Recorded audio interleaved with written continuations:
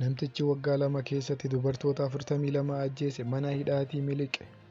Shakkamaan kun erga adoolessa darbee to'atamee buufata poolisii keessa kan ture yoo ta'u, kibxata har'aa hidhamtoota biroo 12 waliin mana hidhaatii baqachuun poolisiin biyya Keeniyaa gabaasee jira. Buufata poolisii irraa gabaasa baheen ganama poolisoonni dabaree isaanii irra jiran ciree osoo nyaatan miliqan.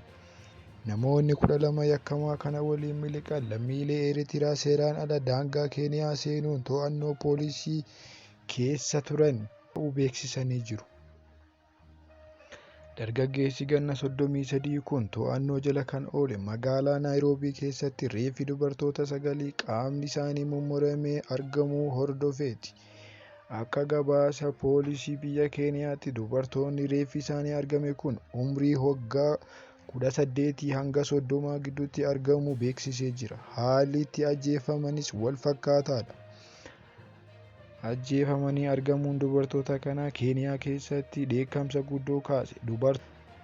Dubartoonni 42 waggaa 2 gidduutti nama tokkoon yeroo ajjeefaman poolisiin akkamiin quba qabaachuu dhabe gaafiin jedhus ka'ee jira.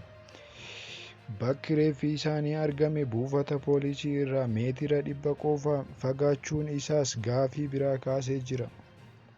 Qaamni hojimaata poolisii sakatta'u ammoo poolisoonni yakka kana keessaa qooda qabaachuu fi dhiisuu qorachuu eegaleera. Mormii diddaa gibiraa wal qabates ajjechaa fi nama qabanii achi buutee dhoksuun poolisiin Keeniyaa hamatamaa jira.